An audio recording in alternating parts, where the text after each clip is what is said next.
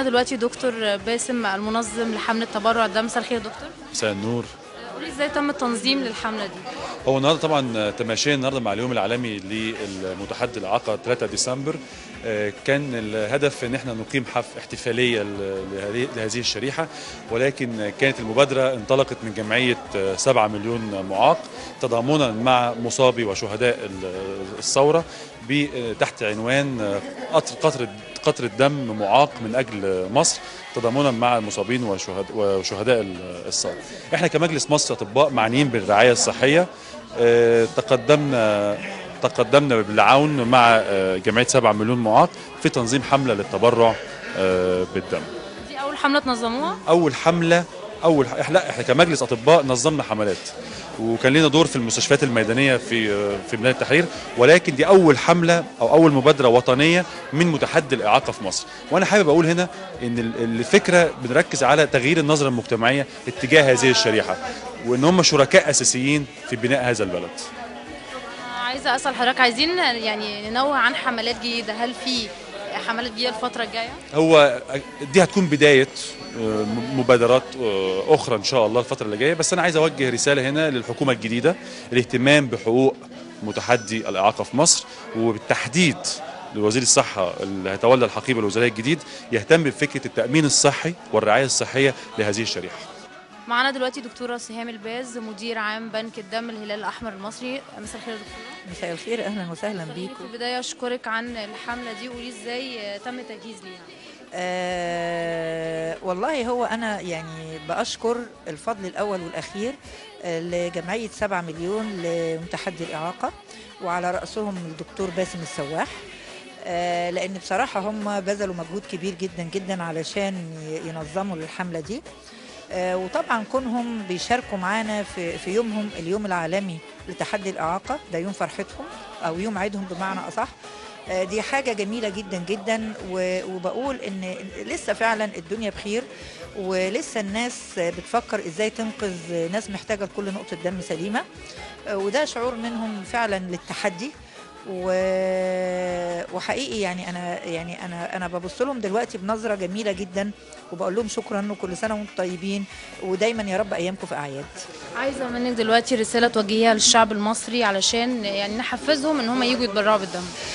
بقول لكل شخص قادر على التبرع بالدم، سواء رجل او انثى، يا ريت يبادر بالتبرع بالدم لانقاذ حياة طفل او مصاب محتاج لكل نقطة دم سليمة. عندنا نقص في كمية الدم؟ طبعا محتاجين كتير. محتاجين كتير. يا ريت كل فرد او كل شخص قادر على التبرع بالدم وسليم معاف يبادر بالتبرع بالدم لانقاذ حياة طفل مريض ما بيتعالجش غير بالدم. وطبعا لما الطفل بياخد الدم، فرحة الأب والأم بيه بتبقى حاجة كبيرة قوي عندهم، فيا ريت كل واحد قادر على التبرع بالدم يبادر للتبرع بالدم. معانا دلوقتي أستاذة ريهام، رئيسة جمعية 7 مليون، اسمهم ذوي الاحتياجات الخاصة مش اسمهم معاقين. ازيك يا أستاذة ريهام؟ ازيك عاملة ايه؟ الحمد لله كويس. أنا مبسوطة النهاردة وفخورة بجد بيكي. الله يخليكي، أشكرك. قولي لي، جات لك الفكرة منين لتنظيم حملة للتبرع بالدم؟ اول حاجه احب ان انا اقول لكل ذوي اعاقه في مصر كل سنه وانتم طيبين. النهارده اليوم العالمي للمعاق، كل سنه وكل معاقي مصر بخير وصحه وسلام. احنا كنا متعودين ان احنا بنحتفل في اليوم العالمي للمعاق عن طريق ان احنا بنعمل وقفات احتجاجيه ونعبر بها عن حقوقنا ومطالبنا المهدوره في السنين اللي ماضيه كلها. فكرنا السنه دي ان احنا كنا متفقين على تنظيم مهرجان احتفاليه لاشخاص ذوي الاعاقه وتكريم رموز النجاح، بس وفقا للاحداث وتضامنا مع الوضع الحالي ومصابين التحرير والشهداء. ففكرنا ان احنا نعمل مبادره قطرة دم معاقي مصر. المبادره دي معناها او بتتلخص بشعار واحد، وهو شعار 7 مليون معاق شركاء ولسنا اعباء. ان احنا بنقول للمجتمع ان احنا بنشارك في كل جوانب المجتمع، بنشارك في ثوره او بنشارك في نجاح او بنشارك في اي اتجاه المجتمع فيه، احنا لازم يكون لنا دور. النهارده هو قطرة دم معاقي مصر للمصابين التحرير، ولا ان احنا عايزين يعني نلقي الضوء ان الشخص ذوي الاعاقه هو شخص ايجابي وناتج في المجتمع، وان هو متفاعل جدا في احداث المجتمع وليس مهمش وليس على يعني على قائمه منفصله عن احداث المجتمع. بس ده بشكل مبسط جدا. المبادره النهارده قمنا بتنظيمها جمعيه 7 مليون معاق بالتعاون مع المجلس المصري للاطباء برئاسه الدكتور باسم السواح، وهو كان الحمد لله متعاون معانا جدا في المبادره بتاعتنا، واحنا النهارده موجودين في بنك الدم في رمسيس. عايزين نبقى متابعين معاكي خطوه بخطوه، ولو في حملات تانية ان شاء الله تدعونا نكون معاكي ان شاء الله باذن الله. في قريب ان شاء الله انشطه جديده، وفي ان شاء الله حاجات جديده، اولا لخدمه اشخاص الاعاقه، ثانيا لخدمه المجتمع ان شاء الله. معانا دلوقتي الدكتور هبه هجرس، الاستشاري الدولي لحقوق الاشخاص من متحدي الاعاقه. مساء الخير يا دكتور. مساء الخير، اهلا وسهلا. في البدايه انا اتشرفت ان انا موجوده معاكي النهارده، وكلميني عن حمله التبرع بالدم اللي انتوا عاملينها النهارده. الحقيقه حمله الدم اللي معموله النهارده اللي عاملاها جمعيه ال7 مليون، وانا جايه اشاركهم كخبيره وكاستشاري دولي، لان الحقيقه هم دايما افكارهم رائعه وجميله، وانا بحب الحقيقه اتبنى الشباب اللي طالع بافكاره الرائعه الايجابيه. وسعدت جدا جدا لما طلبوني وعزموني وقالوا لي ان انا اجي اشارك معاهم في هذه الحمله. ايه رايك في الاقبال الكبير النهارده والعدد الموجود؟ يعني تقولي لهم ايه؟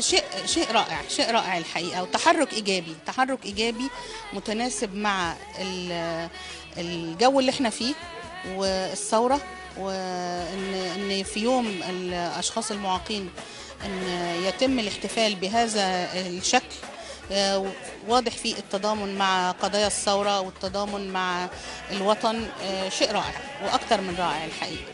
يجري في دمي ترابك بحبه يا عمري، وعدك يا شعبي قلبي عمري كله ليك، حبيبي بيجري في دمي ترابك بحبه يا عمري، وعدك يا شعبي قلبي عمري كله ليك. والله حاجة تفرح وحاجة تشرف بجد وحاجة تخلينا نرفع راسنا.